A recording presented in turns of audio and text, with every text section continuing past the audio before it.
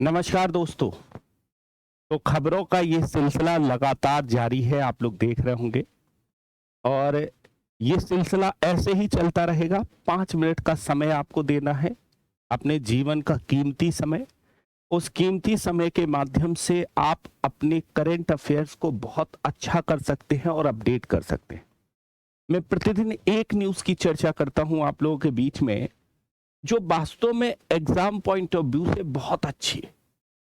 और सच में अगर देखा जाए तो अगर उन न्यूज़ को अगर हम समाहित कर ले अपने अंदर, तो करंट अफेयर्स हमको 2-2, 3-3, 4-4 घंटे पढ़ने की आवश्यकता नहीं है।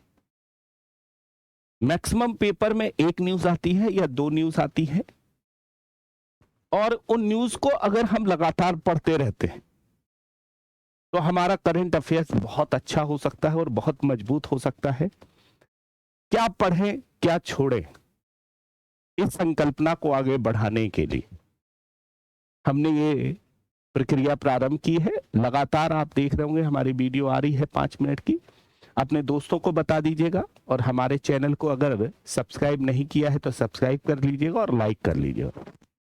5 मिनट की ये न्यूज़ है। तो क्या है न्यूज़, आज का अपडेशन क्या कहता है, उस अपडेशन को हम लोग थोड़ा सा देख लेते हैं। तो आज की भैया देखो खबर है चालू खाता घाटा से संबंधित, जो दिसंबर तिमाही में घटकर 10.5 अरब डॉलर पर आ गया। ये आज की न्यूज़ है। अब आपके दिमाग में चल रहा होगा खोपड़िया में कि भैया ये चालू खाता होता क्या है। तो आपको बता दें, ये चालू खाता वो चालू खाता नहीं है जो करंट अकाउंट हम बैंकों में खोलते हैं। ये वास्तव में दो देशों के बीच जब आयात निर्यात होता है, तो उस आयात निर्यात से संबंधित ये चालू खाता है। कैसे चालू खाता? तो दो देशों के बीच जो व्यापार हुआ, अर्थात आयात हुआ, निर्यात हुआ, तो उसको हम लोग रखते हैं कहां पर? एक खाते में रखते हैं। उस खाते का नाम हम लोग कहते हैं भुगतान संतुलन, अर्थात बैलेंस ऑफ पेमेंट। अब इस खाते में क्या क्या रखा जाता है, आपके दिमाग में चल रहा होगा भैया रखा क्या क्या जाता है। आपको लग रहा होगा कि इस खाते में, तो इस खाते में क्या किया जाता है? किसी वस्तु के आयात और निर्यात को, किसी सेवा के आयात और निर्यात को, या पूंजी के प्रवाह को। पूंजी के प्रवाह का मतलब है क्या?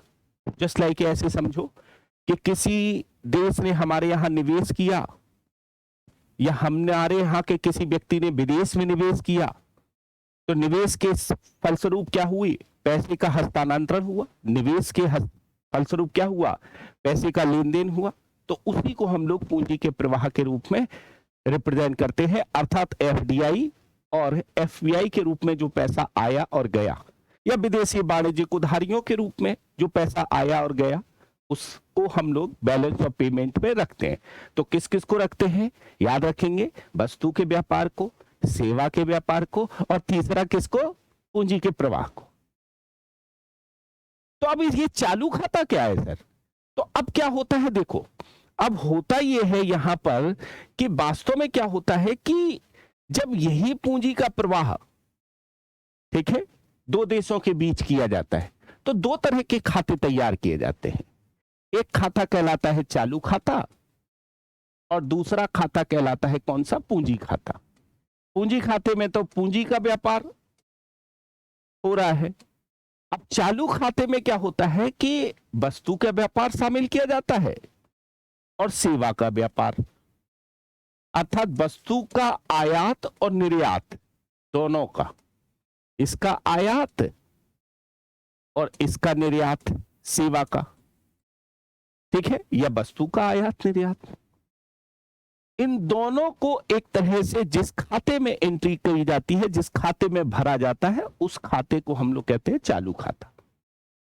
बड़ा आसान था। अब ये क्या इफेक्ट डालता है? ये इफेक्ट ये डालेगा कि अगर हमारे यहां पर ज्यादा वस्तुएं मंगाई जाती हैं, तो हमें उन्हें ज्यादा पेमेंट करना पड़ेगा विदेशियों को। अब विदेशी पेमेंट तो मांगेगा किस में? विदेशी मुद्रा में। तो विदेशी मुद्रा हमें खरीदनी पड़ेगी। अब विदेशी मुद्रा अगर मुझे खरीदनी पड़ेगी, तो उस कंडीशन में क्या होगा? उस कंडीशंस में हमारे रुपए की साख जो है वो उस विदेशी मुद्रा के सामने गिरेगी, क्योंकि हम उस मुद्रा को खरीदने जा रहे हैं अपने रुपए के माध्यम से। अब वो भाव खाएगा, भाव खाएगा तो उसकी वैल्यू बढ़ेगी, हमारी वैल्यू कम होगी, जिससे क्या होगा कि हमारे सामने बहुत सी चुनौतियां देखने को मिले। तो इसी पूरे खाते का विवरण, जो पूरा खाता का है, उसका परफॉर्मा तैयार करके देता है आईएमएफ, अंतर्राष्ट्रीय मुद्रा कोष। और इसमें एंट्री भरने का काम कौन करता है? इसमें एंट्री भरने का काम करता है आरबीआई। भरेगा कौन? आरबीआई। तो ये रिपोर्ट किसके द्वारा दी गई होगी? आरबीआई के द्वारा, क्योंकि एंट्री तो इसमें आरबीआई ने भरी है। आईएमएफ ने तो सारे देशों को एक जैसा परफॉर्मा दे दिया कि भैया ये तुमको एंट्री भरनी है, चालू खाते में कितनी एंट्री चल रही है, कितना घाटा चल रहा है, ये बताओ हम। अर्थात अगर आयात क्या हो गया, आयात ज्यादा हो गया, निर्यात कम हुआ तो घाटा हो गया, क्योंकि आयात और निर्यात डिसबैलेंस हो गए। बराबर है तो घाटा नहीं हुआ। अगर ये डिसबैलेंस हुए तो ऐसी कंडीशंस में घाटे की कंडीशंस बनेगी। ठीक है, तो अब क्या है कि यही स्थिति दर्शाई गई है इसमें। तो क्या दर्शाया गया है? देखो, इसमें कहा गया है कि चालू खाता घाटा 2023-24 में अक्टूबर दिसंबर में 10.5 अरब डॉलर पर, और जुलाई सितंबर में 11.4 अरब डॉलर का था। मतलब चालू खाता घाटा कम हो गया है। अगर देखा जाए 2022-23 की अक्टूबर दिसंबर की बात करें तो 16.8 अरब डॉलर था। इसका मतलब है कि पिछले साल से भी ये कम रहा है चालू खाता घाटा, तो बहुत अच्छी बात है। ठीक है, आरबीआई के द्वारा ये दर्शाया गया। एफडीआई के संदर्भ में भी बता दिया इन्होंने, पूंजी के प्रवाह के संदर्भ में भी कुछ जानकारी दी है चालू खाते के घाटे के साथ ही साथ। अब चालू खाते के घाटे के साथ पूंजी के प्रवाह में तो अप्रैल दिसंबर में 8.5 अरब डॉलर, और 2022-23 से अप्रैल दिसंबर में 21.6 अरब डॉलर के पूंजी का प्रवाह हुआ।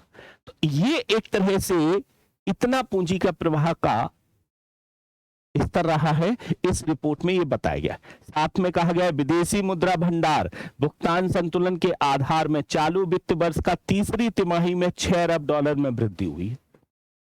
कितने अरब डॉलर में? 6 अरब डॉलर में वृद्धि हुई है, ये भी इसमें बताया गया। जबकि एक साल पहले इस तिमाही में इसमें 11.1 अरब डॉलर की वृद्धि हुई थी। ये स्थिति दर्शाई गई है। वित्त वर्ष 2023-24 की तीसरी तिमाही के दौरान वस्तु व्यापार घाटा 71.6 अरब डॉलर रहा, जो 2022-23 की इसी अवधि में 71.3 अरब डॉलर से थोड़ा सा अधिक है। इस रिपोर्ट में यह भी बताया गया। तो आपको ये स्थिति याद रखना है कि चालू खाता घाटा कम हुआ है, अक्टूबर दिसंबर में 10.5 अरब डॉलर के स्तर पर पहुंच गया है, और शुद्ध एफडीआई प्रवाह भी क्या हुआ है, जो है 1.5 अरब डॉलर पर रहा है। ये दिखाया गया है इस रिपोर्ट में आरबीआई। क्वेश्चन कैसे बनेंगे दिमाग में चल रहा होगा। तो क्वेश्चन ये बनेगा क्या कि अक्टूबर दिसंबर के मध्य में, तिमाही के मध्य, भारत का चालू खाता घाटा कितना था? एक तो परसेंटेज पूछ सकता है, या फिर कितना रुपए है ये भी पूछ सकता है परसेंटेज में। इसमें परसेंटेज में दिया गया है, ठीक है, इसमें दिया गया है कि सकल घरेलू उत्पाद का 1.2% रहा है। सकल घरेलू उत्पाद का कितने प्रतिशत रहा है? 1.2% रहा है। तो ये न्यूज हमारी महत्वपूर्ण है। हमारे चैनल इंडियन इकोनॉमी अड्डा टेलीग्राम जो चैनल है उसमें ये न्यूज प्रेषित कर दी जाएगी आपको, उसमें आप ये न्यूज देख सकते हैं, सजो कर रख सकते हैं। मुख्य परीक्षा हो चाहे प्रारंभिक परीक्षा, दोनों के लिए काम आने वाली है। तो आज के लिए इतना ही। नेक्स्ट क्लास में हम फिर मिलेंगे दोस्त अपनी नई वीडियो के साथ। Thank you all of you.